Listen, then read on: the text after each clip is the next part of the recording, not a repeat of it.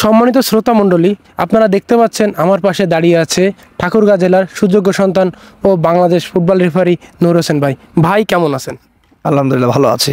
ভাই, আপনার এই ক্রীড়া জীবন নিয়ে আমাদের কাছে কিছু শেয়ার করেন। আমার ক্রীড়া জীবনে খুব একটা উজ্জ্বল সময় গেছে বলতে গেলে। আমরা রেফারি নিয়েই সবচেয়ে বেশি সময় দিয়েছি। ফুটবল রেফারি, কাবাডি রেফারিতে সবচেয়ে বেশি সময় দিয়েছি।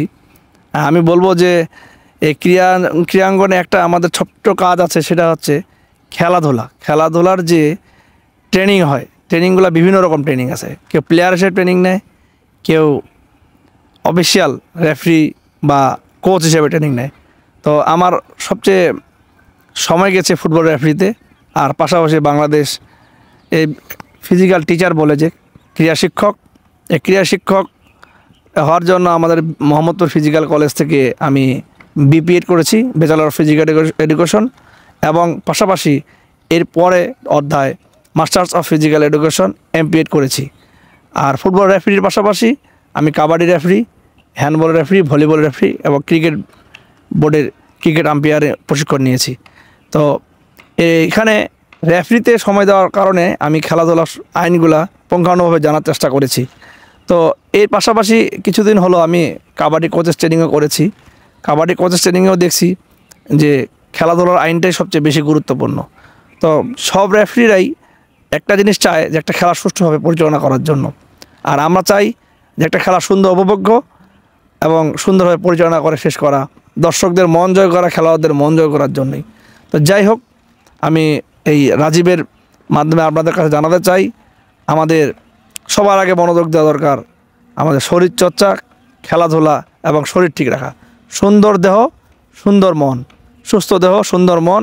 আমরা এই সুস্থ দেহ সুন্দর মনকে সুন্দর রাখার জন্যই বিভিন্ন ক্রীড়া অঙ্গনে বিভিন্ন খেলাধুলা আয়োজন করা থাকে। বয়সভিত্তিক আমরা কিছু কিছু জায়গায় দেখি বয়সভিত্তিকের পরে কিছু কিছু স্কুলের batch, SSC batch, HSC batch এরা খেলাধুলা আয়োজন করে থাকে। গ্রাম পর্যায়ে দেখি বিবাহিত অবিবাহিত খেলা দিয়েও মানুষকে আনন্দ দেয়। তো আমি মনে করব সব বয়সীদের শরীরচর্চা করার জন্য কোনো একটা বিনোদনমূলক খেলাধুলা বা শরীরচর্চা বিষয়ক জিনিসের সাথে জড়া থাকা ভালো। আমাদের একটু খাদ্য অভ্যাসগুলো ঠিক রাখতে হবে, আমাদের জাঙ্ক ফুড খাওয়া থেকে একটু বিরত থাকতে হবে। যতই বয়স বাড়ছে আমাদের শরীরে ইমিউনিটি সিস্টেম কমে যাচ্ছে আমাদের খাদ্য অভ্যাসের কারণে। আমি বলবো আমাদের খাদ্য অভ্যাসে একটু পরিবর্তন আনতে হবে। খাবারগুলো খেতে হবে টাটকা এবং ফলমূল খেতে হবে, দেশীয় ফলমূল।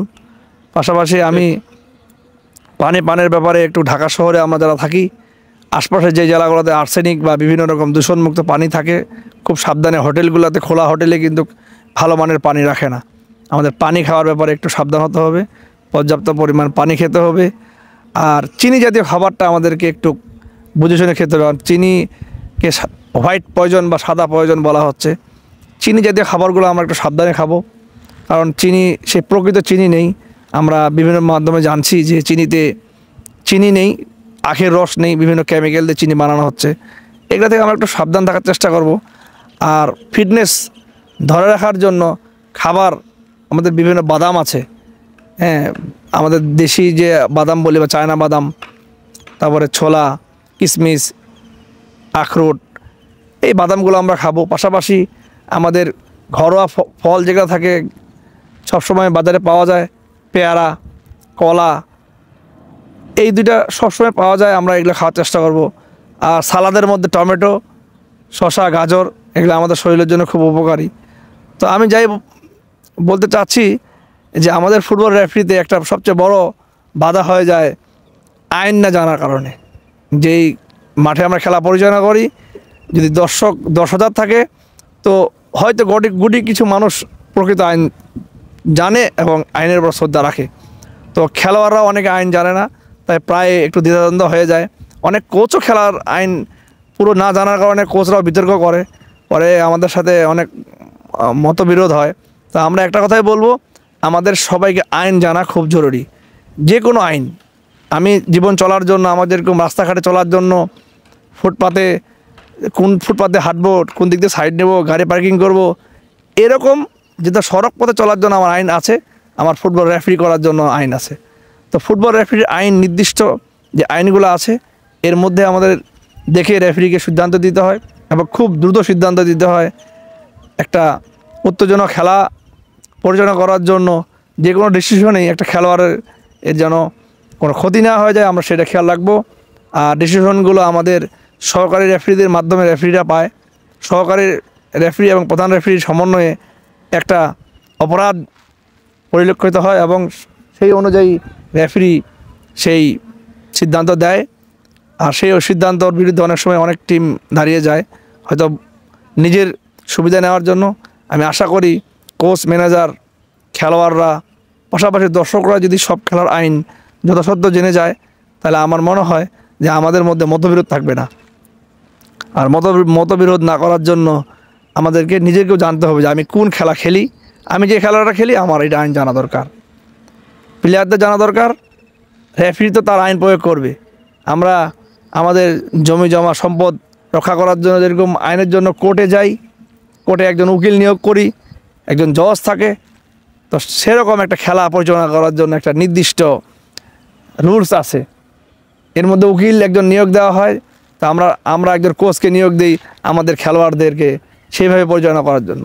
তো প্রত্যেক জায়গায় একটা মাধ্যম আছে, একজন অভিভাবক থাকে, সেই অভিভাবককে এর যে নিয়ম অনুযায়ী যে সে বিচার করে, বিচারের কার্য সম্পাদন করে, সেটা একটা নির্দিষ্ট ধারা থাকে, আইন থাকে। সেই আইনের বলে আমরা আমাদের রেফারিদের বিভিন্ন ক্রিয়ার গড়ে থাকি। আমাদের দেশে ভালো মন্দ সব ধরনের রেফারি আছে, কিছু রেফারি আছে আমাদের বাংলাদেশ ফুটবল ফেডারেশনের নয়, তারা আমাদেরকে বিভ্রান্ত করে বলে আমরা ফুটবল ফেডারেশনের বিলে বিভিন্ন জায়গায় অপপ্রচার করে। তো যাই হোক, আমরা যেখানে খেলা পরিচালনা করি বাংলাদেশ ফুটবল ফেডারেশনের নিয়ন্ত্রণাধীন যে খেলাগুলো আছে, বাংলাদেশ ফুটবল রেফারি অ্যাসোসিয়েশনের 64 ডিস্ট্রিক্টে অ্যাসোসিয়েশন আছে, তাদের সমন্বয়ে আমরা যেই প্রকৃত রেফারিদেরকে খুঁজে বের করে একটা খেলা পরিচালনা করার জন্য নিযুক্ত করে থাকি, তাহলে আমরা মনে করব যে একটা ভালো খেলা পরিচালনা করে সুন্দরভাবে আমাদেরকে একটা উপভোগ্য খেলা উপহার দিবে। তাই সবাইকে আমার খেলার পিছনে যে আপনারা দর্শকরা যাই 2 ঘন্টা বা 2.5 ঘন্টা দর্শকরা মনোযোগ দিয়ে খেলা দেখি, সেই খেলাটা যেন আমাদের মনোমতো হয়, আমরা মনোমতভাবে দেখতে পারি, আনন্দ নিয়ে ফিরে আসতে হবে। হারেই জিতিয়ে একটা অপশন থাকবেই, একদল হারবে একদল জিতবে। তো তাই আমরা আইনের প্রতি শ্রদ্ধাশীল থাকবো। রেফারিদের একটাই কথা, ফিটনেস এবং আইন যে জানবে আর যার ফিটনেস থাকবে সে অবশ্যই ভালো রেফারি হবে। এটাই বলে আমার শুভকামনা রইল সকলের প্রতি। আসসালামু আলাইকুম। ওয়ালাইকুম আসসালাম ভাই, ধন্যবাদ। ঠিক আছে, ধন্যবাদ।